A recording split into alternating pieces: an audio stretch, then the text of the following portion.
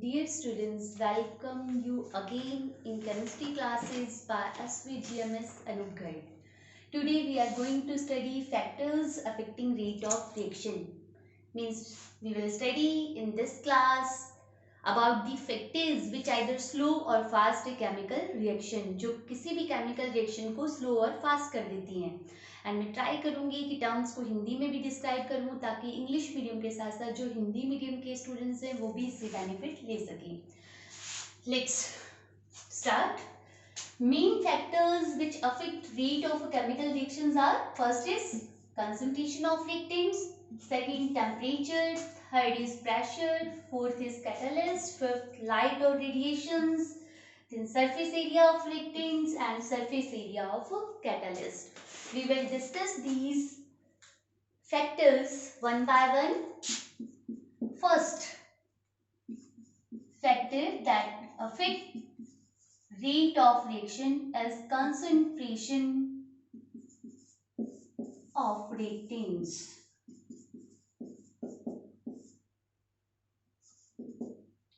It's very simple to understand as we have studied law of mass action.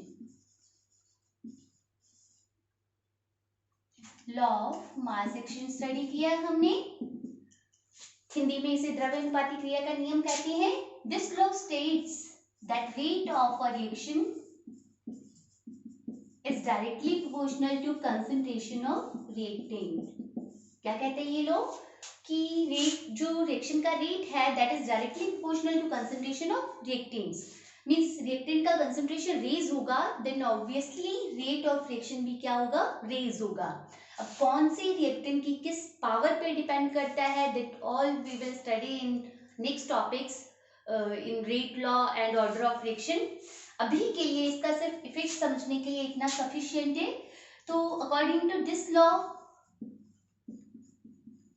if there is increase in concentration of reactant, reactant का concentration increase होता है then rate of reaction will also raise. reaction का rate भी increase हो जाएगा. what is the reason behind this? reason क्या है? उस reason को explain करने से पहले, समझने से पहले हमने एक एनर्जी प्रोफाइल डायग्राम किया था जो एक्टिवेशन एनर्जी से रिलेटेड था. हमारी प्रीवियस क्लास में हमने स्टडी किया है plot of energy for a particular chemical process against process of that reaction. ऐसा से प्लॉट स्टडी किया है हमने. ये रिएक्टिंग स्पीसीज का एनर्जी लेवल है, ये प्रोडक्ट स्पीसीज का एनर्जी लेवल है. The total energy required by the reacting molecule for formation of product जिसको हमने क्या बोला था, threshold energy, and that is extra energy required by the reacting molecule for the formation of product, that is activation energy. means जब तक reacting species इतनी extra, इतनी और इससे ज्यादा भी, okay, ज्यादा वाले तो कर ही सकते हैं, मिनिमम इतनी एनर्जी गेन नहीं कर लेते तब तक प्रोडक्ट फॉर्मेशन नहीं कर सकते. Okay, means all the reacting species don't participate in product formation. Only those reacting species participate in product formation which gain either equal or greater then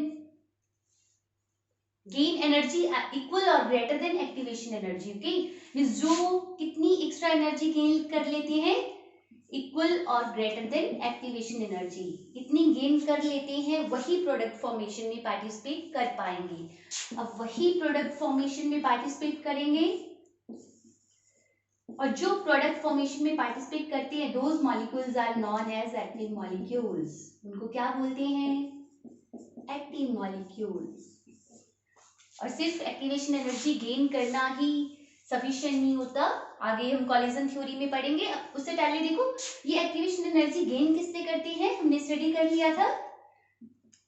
कहाँ से गेन करते हैं, जो रिएक्शन मिक्सचर में reacting species होती हैं उनमें आपसी जो कॉलिजन्स होती हैं. Means this activation energy is gain by the reacting species through collisions between them. Collisions से गेन करती हैं.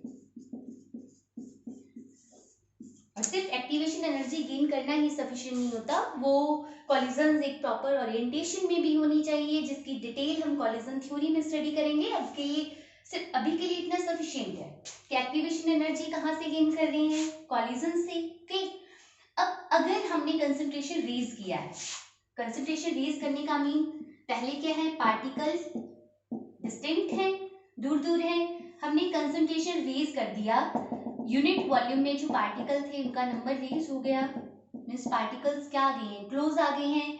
पार्टिकल्स के क्लोज आने के कारण उनमें जो कॉलिजन्स की प्रोबेबिलिटी होगी वो क्या हो जाएगी, हाई हो जाएगी। ओके, इट मीन्स वो नंबर ऑफ कॉलिजन रेज हो जाएगा जो प्रोडक्ट फॉर्मेशन कर रहा था, और उन नंबर ऑफ कॉलिजन्स को बोलते हैं इफेक्टिव कॉलिजन्स। मीन्स सारी कॉलिजन से प्रोडक्ट फॉर्मेशन नहीं होता, एक्टिवेशन एनर्जी गेन नहीं हो पाती है।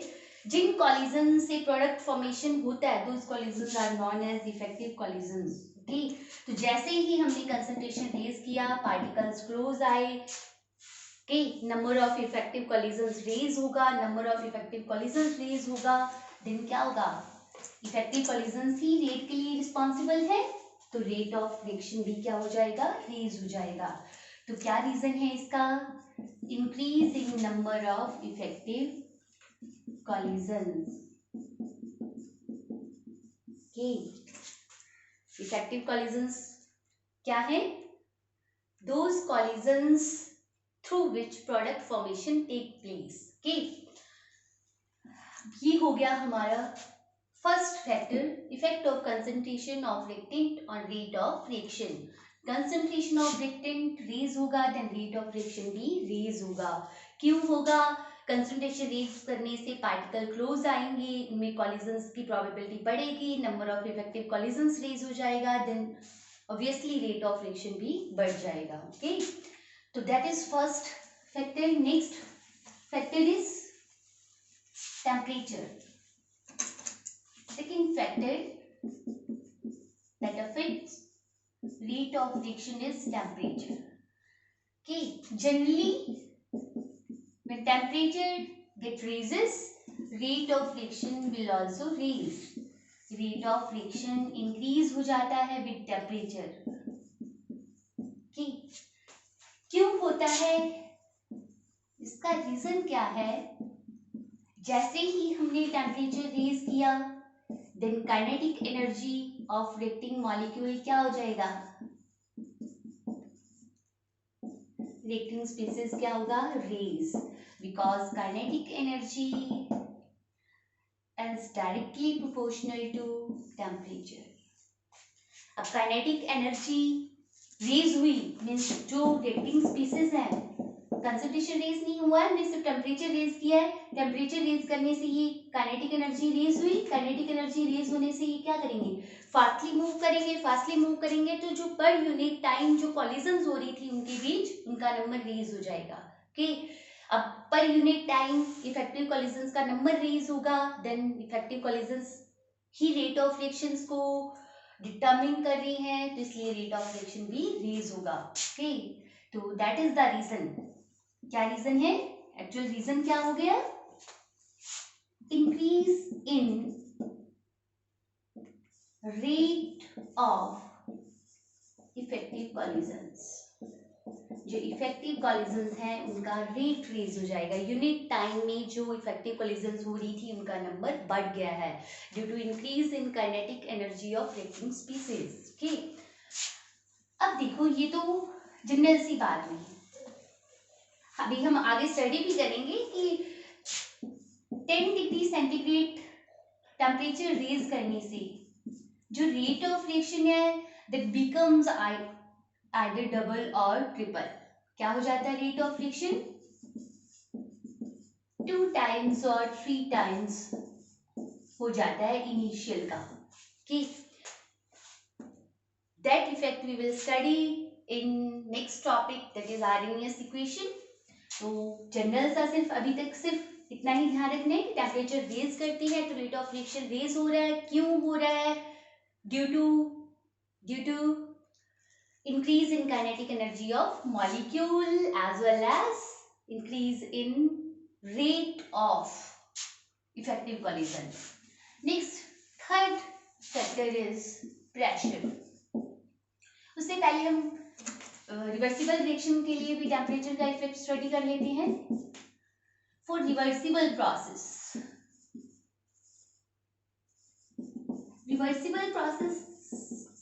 के लिए हमें हमेशा ली चटलियर प्रिंसिपल इम्प्लीमेंट करना है. सिंपल सा एक इक्वेशन लेते हैं हम, अमोनिया फॉर्मेशन वाला ही ले लेते हैं हम. Through Haber process, okay, that is exothermic reaction.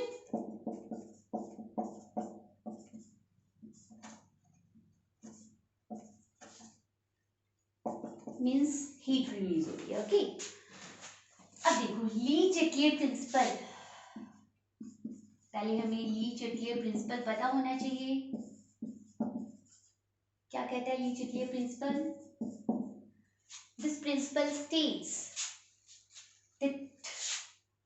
Equilibrium पर हम कोई भी फिजिकल या केमिकल क्वांटिटी में चेंज करते हैं, देन इक्विलिब्रियम ऐसे शिफ्ट होता है कि उस चेंज को क्या करे, ओवरकम कर दे और बैलेंस कर दे. ओके, हिंदी में इसे ला-शातिलियर नियम बोलते हैं. ओके, तो क्या कहते हैं, अगर मान दैट इज एक्सोथर्मिक रिएक्शन, हमने क्या किया है, टेम्परेचर रेज कर दिया. ओके, हम टेम्परेचर रेज कर रहे हैं, तो according to Le Chatelier principle equilibrium will shift to that side where temperature get used, जहां टेम्परेचर यूज हो रहा हो. मीन्स अगर हम टेम्परेचर रेज करते हैं तो प्रोसेस कौन सा होगा, एंडोथर्मिक.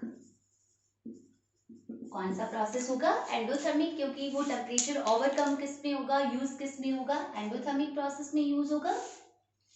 अब forward process is exo, so backward कैसा होगा, एंडो होगा. मीन्स अगर हम ये जो अमोनिया का इंडस्ट्रियल मैन्युफैक्चरिंग है through Haber process, that is Haber process, अगर हम इसमें टेम्परेचर रेज कर देते हैं तो according to Le Chatelier principle temperature used होना चाहिए, मीन्स एंडोथर्मिक होना चाहिए. तो एंडोथर्मिक है बैकवर्ड प्रोसेस. कौन सा प्रोसेस होने लग जाएगा, बैकवर्ड. इक्विलिब्रियम बैकवर्ड शिफ्ट होगा. बैकवर्ड शिफ्ट हो जाएगा, इट मीन्स अमोनिया का यील्ड क्या हो जाएगा, कम हो जाएगा. ओके, अगर हमें इस प्रोसेस में अमोनिया का यील्ड हाई चाहिए तो उसके लिए हमें टेम्परेचर को क्या करना पड़ेगा, लो. क्या करना पड़ेगा, लो टेम्परेचर लेना पड़ेगा. बिकॉज टेम्परेचर लो किया तो according to Le Chatelier principal क्या होगा, प्रोसेस वो होगा जिसमें टेम्परेचर रिलीज हो रहा हो. रिलीज किस में होता है, एक्सो में रिलीज होती है ना हीट. अब एक्सो कौन सा है, फॉरवर्ड है, तो कौन सा होने लग जाएगा, फॉरवर्ड होगा. मीन्स अमोनिया का प्रिपरेशन होने लग जाएगा. ओके, तो that is the effect of temperature on equilibrium for reversible process. That will always take place according to Le Chatelier principle, Hindi में ला-शातिलियर नियम. Okay, next factor is pressure. कौन सा factor है, pressure.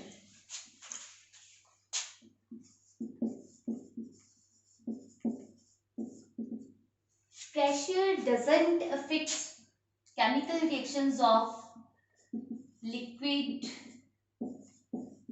as well as of solid molecules. जो liquid और solid species की reactions होती हैं उनको अफेक्ट नहीं करता है. क्यों नहीं करता है, 11th में भी हमने स्टडी किया था. प्रेशर का लिक्विड और सॉलिड के वॉल्यूम पे कोई इफेक्ट नहीं पड़ता. हमने पढ़ा था there is strong intermolecular attraction between solid और लिक्विड मॉलिक्यूल. ओके, इनको हम कंप्रेस नहीं कर सकते, दूर नहीं ले जा सकते. ओके, तो liquid and solids are known compressible, तो इन पे प्रेशर का कोई इफेक्ट ही नहीं पड़ेगा. मतलब वो कंसंट्रेशन को कैसे भी चेंज नहीं करेगा. But it affects gases reaction, affects only gases reactions. किनको इफेक्ट करता है, गैसेस रिएक्शन को इफेक्ट करता है. अब कैसे इफेक्ट करता है, suppose we are raising pressure in a particular chemical equation of gaseous species. Okay. That is the pressure P. Pressure P पर इसका जो वॉल्यूम है वो क्या है, V है। ओके, अब हमने क्या किया है, प्रेशर को रेज कर दिया है, प्रेशर को हमने डबल कर दिया। ओके, 2P कर दिया। ओके, देन वॉल्यूम क्या हो जाएगा, V/2। According to Boyle's law, हमने बॉयल्स लॉ स्टडी किया है, which states that pressure of a gas is inversely proportional to volume। अगर हमने प्रेशर को डबल किया है तो वॉल्यूम हाफ हो जाएगा। ओके, प्रेशर रेज करेंगे देन वॉल्यूम डिक्रीज होगा। अब प्रेशर रेज करने से ओवरऑल क्या हुआ है, वॉल्यूम डिक्रीज हुआ। वॉल्यूम डिक्रीज हो जाने से क्या हुआ है, जो गैसेस मॉलिक्यूल्स थे वो क्लोज आ गए हैं। ओके, मतलब यूनिट वॉल्यूम में जो नंबर ऑफ पार्टिकल्स था वो रेज हो गया है। That is same as raise in concentration in case of solution liquid equations। Okay, जैसा हम वो लिक्विड इक्वेशंस में कंसंट्रेशन रेज करते हैं ना, लिक्विड में जो रिएक्शंस होती हैं उनमें कंसंट्रेशन रेज करते हैं, same effect is there in case of increase in pressure of gases reaction. Pressure raise करेंगे तो सेम वैसा ही हो रहा है। अब कंसंट्रेशन रेज कर दी, मॉलिक्यूल क्लोज आ गए, देन क्या होगा, क्या होगा, number of collisions, effective collisions raise हो जाएगा, रेज होगा, देन रेट ऑफ रिएक्शन भी क्या होगा, रेज। तो प्रेशर रेज करने से जनरली गैसेस रिएक्शन का जो रेट होता है that raises due to increase in concentration. Pressure raise किया, वॉल्यूम कम हुआ, रिएक्टिंग स्पेसेस क्लोज आए, कॉलिजन्स ज्यादा हुए तो रेट बढ़ेगा। ओके, नेक्स्ट रिवर्सिबल प्रोसेस के लिए भी स्टडी कर लेते हैं। For reversible processes, reversible case में हमेशा क्या इंप्लीमेंट करना है, हमने ली-चिटलियर प्रिंसिपल क्या इंप्लीमेंट करना है, ला-शातिलियर नियम। 3 केसेस आर देयर, हम तीनों स्टडी कर लेते हैं। फर्स्ट केस इज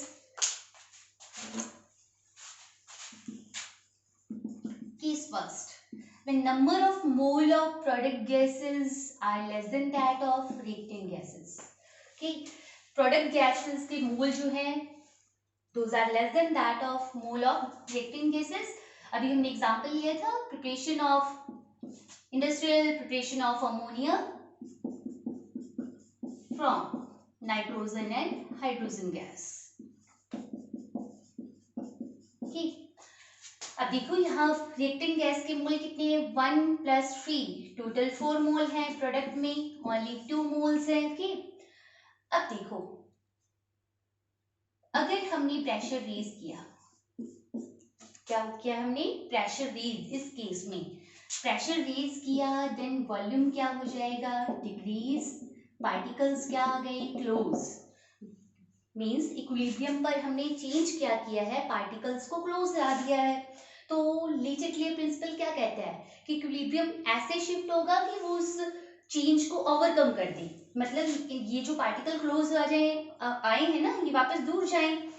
अब देखो ये दूर, हम प्रेशर तो हमने रेज कर दिया है, ओके, कम कर नहीं सकते, तो क्या होता है, प्रोसेस ऐसा होने लग जाएगा जिसमें लेस नंबर ऑफ पार्टिकल्स बन रही हों, यानी प्रेशर यही रहे और पार्टिकल्स कम बन रहे हों, तो ऑटोमेटिकली क्या हो जाएंगे, डिस्टेंट। ओके, तो ध्यान रखना है कि अगर गैसेस रिएक्शन के केसेस में हम प्रेशर रेज कर रहे हैं तो मीन्स हमने ओवरऑल चेंज किया, increase in concentration, then equilibrium will shift to that side where less number of mole of gases are produced, जहां कम मोल बन रहे हैं गैस के। तो कितने बन रहे हैं, देखो यहाँ 4 मोल है, यहाँ 2 मोल है, ठीक, लेस नंबर कहाँ हो रहे हैं, फॉरवर्ड, तो फॉरवर्ड प्रोसेस होगा। तो अगर हमें इस प्रोसेस में अमोनिया का हायर यील्ड चाहिए तो हमें प्रेशर को क्या रखना पड़ेगा, हाई रखना पड़ेगा। ठीक, next second case, when number of mole of products are greater than that of reactants। Example ले लेते हैं हम, डिकम्पोजिशन ऑफ फॉस्फोरस पेंटाक्लोराइड,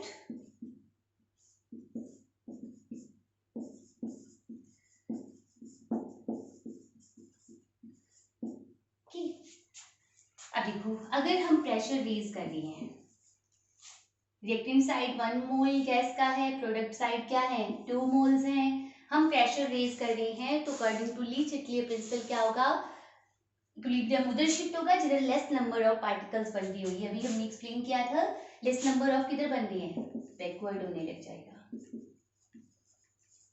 कौन सा होगा, बैकवर्ड। मतलब अगर हमें इसको फॉरवर्ड रखना है तो प्रेशर क्या रखना पड़ेगा, इस प्रोसेस के लिए लो रखना पड़ेगा।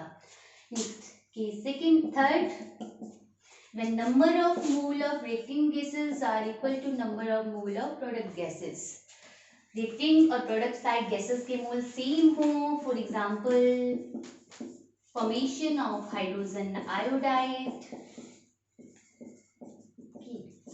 reacting side 2 moles, product side 2 moles, okay। अब अगर हम प्रेशर चेंज करें, ठीक, then there will no effect on equilibrium। Equilibrium दोनों तरफ सेम रेट ऑफ रिएक्शन में सेम चेंज होगा, मीन्स इक्विलिब्रियम किसी आइदर फॉरवर्ड और बैकवर्ड शिफ्ट नहीं होगा, ओके। तो प्रेशर उन गैसेस रिएक्शन को इफेक्ट नहीं करता जहां नंबर ऑफ मोल्स में चेंज नहीं होता है। It effects only those gases reaction in which there are change in number of mole of gases, okay। So that is overall effect of pressure on gases reaction. Next topic is light or catalyst. Next is catalyst. Catalyst हमने study किया हुआ है junior classes में।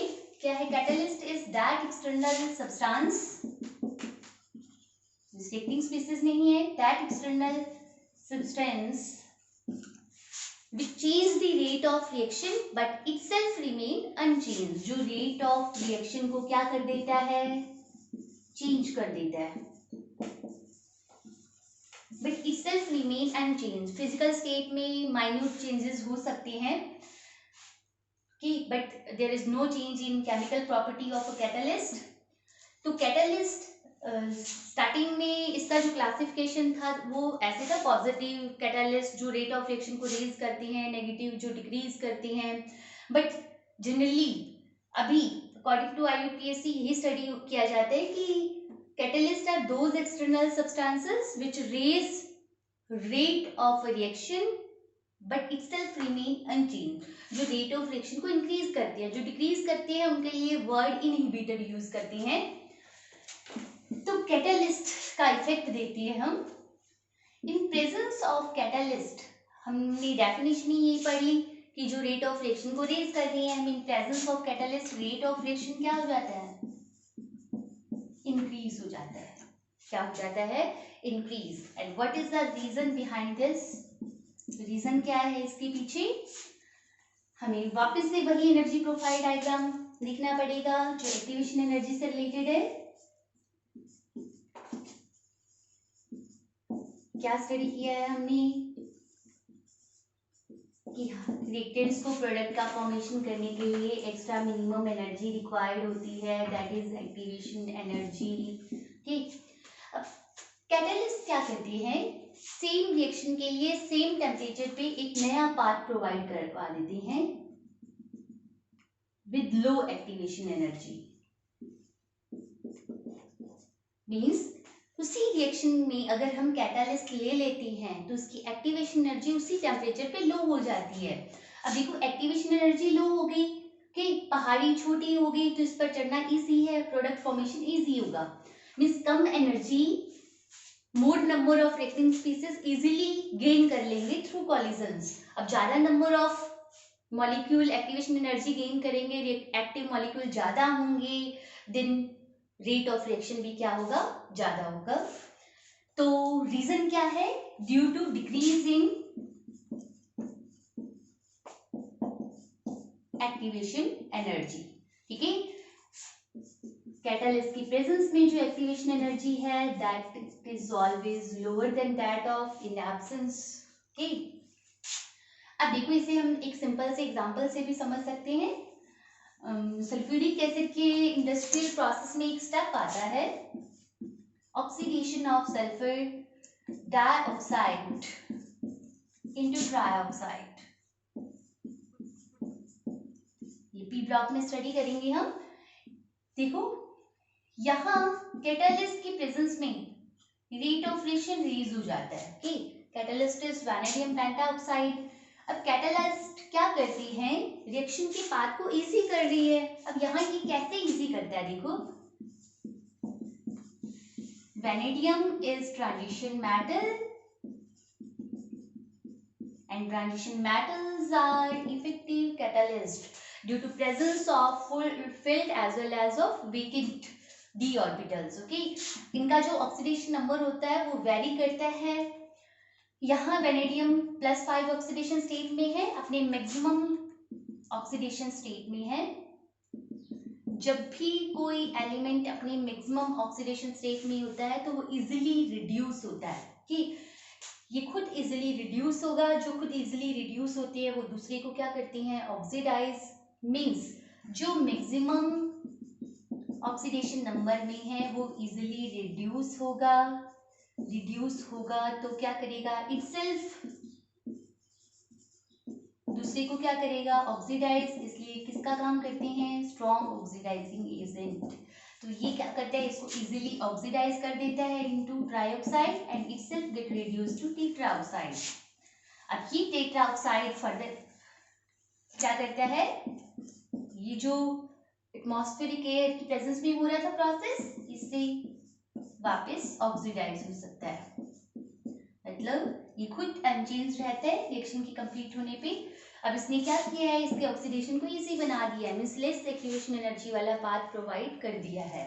तो that is why catalyst increases rate of reaction by decreasing activation energy for that equation. Next factor is light or radiations.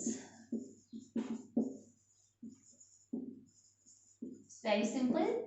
Some of the chemical reactions are there which occurs only in presence of light. बता सकते हैं कोई example? बहुत ही simple सा example है photosynthesis, जो हम बहुत ही जूनियर क्लासेस से स्टडी करते आ रहे हैं कि फोटोसिंथेसिस के लिए CO2, water, light, chlorophyll necessary हैं, एसेंशियल है। अगर ये नहीं है, एक भी फैक्टर नहीं है तो फोटोसिंथेसिस नहीं होगा। ओके, तो मीन्स फोटोसिंथेसिस सिर्फ लाइट की प्रेजेंस में ही हो सकता है। ओके, रिएक्शन क्या होती है, कार्बोहाइड्रेट वाटर रिएक्ट करती है in presence of chlorophyll and light. इसका फॉर्मेशन होता है, कार्बोहाइड्रेट बनता है, O2 रिलीज होती है। That is equation for the photosynthesis. One more reaction is there, reaction of hydrogen with chlorine. Dark में there will no product formation, dark में reaction नहीं होगी, बट लाइट में रिएक्शन होगी। ओके, प्रोडक्ट का formation होगा because in presence of light bonds की homogeneous breaking होती है। ये रिएक्शन फ्री रेडिकल मैकेनिज्म से होती है। तो these are reaction those take place only in presence of light, dark में होते ही नहीं है। These type of chemical reactions are known as photochemical equations. क्या बोलते हैं इनको, फोटोकेमिकल रिएक्शंस बोलती हैं। और some of reactions are there, those become fast in presence of light.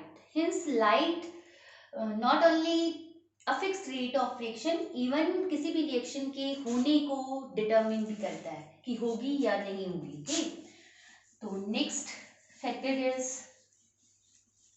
Surface area of reacting species. Surface area of reactants. Okay, for heterogeneous reactions,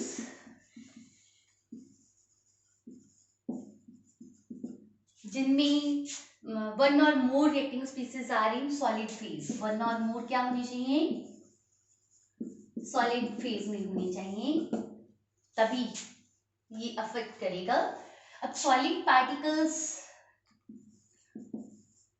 में हमने study किया है there is strong intermolecular attraction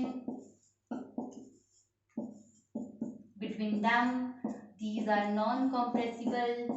अब देखो solid reactant की बात कर रहे हैं हम, इनमें जो बल्क का पार्टिकल होता है, अंदर का पार्टिकल है कि वो सब डायरेक्शन में सेम अट्रैक्शन रिपल्शन एक्सपीरियंस करता है, जैसे जितना अपर साइड उतना ही अट्रैक्शन रिपल्शन, उसी के अपोजिट लेफ्ट उतना ही राइट।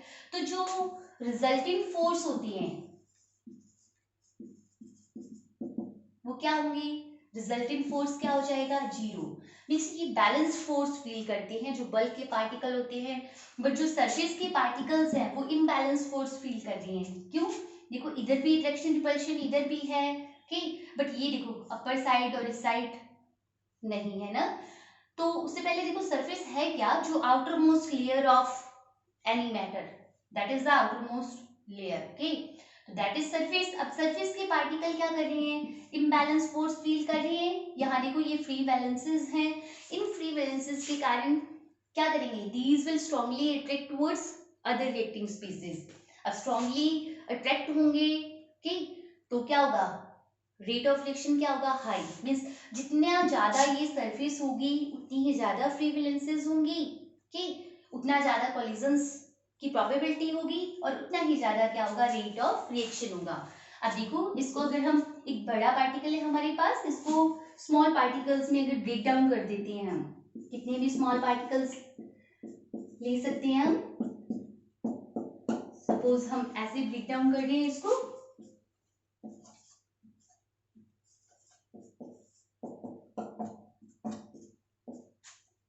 अभी भी पार्टिकल पेंडिंग है। अब देखो जैसे ही हम एक लार्ज साइज पार्टिकल को स्मॉल पार्टिकल्स में ब्रेक डाउन करते हैं, देन सरफेस क्या हो रही है, इंक्रीज हो रही है, क्योंकि जो अंदर का पार्ट था ना ब्रेक डाउन करने पे वो भी सरफेस में कन्वर्ट होता है।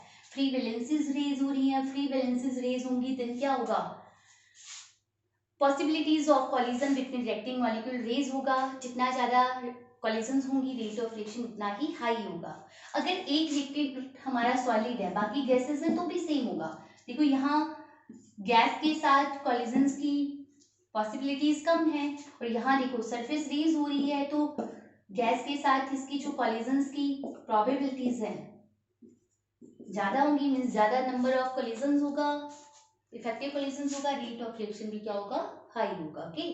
तो सरफेस एरिया ऑफ रिएक्टेंट अगर रेज होता है देन क्या होगा, probability of effective collision raise होगा एंड रेट ऑफ रिएक्शन भी क्या होगा, रेज होगा। That is in case of heterogeneous reaction, means जिनमें सारे लिक्विड या सारे गैसेस ना हो, वन और एटलीस्ट वन और reacting species must be solid phase. Next, last factor is surface area of catalyst. Last is surface area of catalyst. In case of heterogeneous catalysis,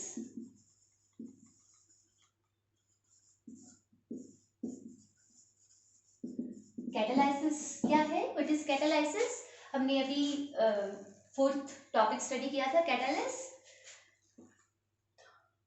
catalyst के द्वारा rate of reaction को raise करना, that process is known as catalysis. Means catalyst rate of reaction को raise कर देता है, this process is known as catalysis. And heterogeneous catalysis क्या होते हैं, जिनमें catalyst and reacting species, with example ले लेते हैं हम सिंपल सा, वही हाबर प्रोसेस के थ्रू अमोनिया का फॉर्मेशन जो कर रहे थे हम। देखो यहाँ reacting species are in gases phase but catalyst is in solid phase, okay. और जब ऐसा होता है रिएक्टिंग इन कैटालिस्ट का फिजिकल स्टेट डिफरेंट होता है, then that catalysis is known as heterogeneous catalysis. अब इस केसेस में क्या होता है, जो गैसेस की रिएक्शन होती है वो कैटालिस्ट की सरफेस पे होती है। एग्जांपल्स एक्सप्लेन कर देती हूँ मैं। That is catalyst which is in solid phase, और these are reacting gases molecule. Surface पे कैसे होती है, ये फ्री वैलेंसेस के कारण इससे अट्रैक्ट होता है आइदर विद वंडर वॉल और केमिकल अट्रैक्शन। ये गैसेस इससे अट्रैक्ट होकर क्या हो जाती है, सरफेस पे बाइंड हो जाएंगी, that is known as absorption. अब जब इधर सरफेस पे बाइंड होती हैं तो रिएक्टिंग गैसेस आपस में क्लोज आ जाती हैं, उनमें आपस में क्या होने लग जाता है, अट्रैक्शन होगा, एक्टिवेशन एनर्जी गेन कर लेंगे, प्रोडक्ट का फॉर्मेशन हो जाएगा। ओके, तो ओवरऑल क्या हो रहा है, रिएक्शन हो कैसे रही है, रिएक्टिंग स्पीसीज की इसकी कैटालिस्ट की सरफेस पर एब्जॉर्ब होने के कारण हो रही है।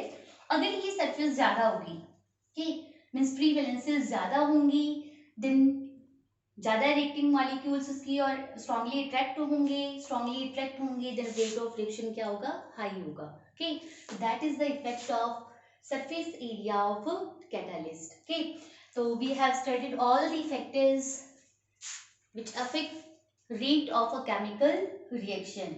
Students, there is no detailed study of these factors in our NCERT book, but in exercise question there is a question that describe factors which affect rate of friction. Okay, और ये question examination में आ चुका है, जिस point of view से ये सारे factors जो हैं, जो हमारा आज का टॉपिक है, it's very important to understand. Okay, thank you.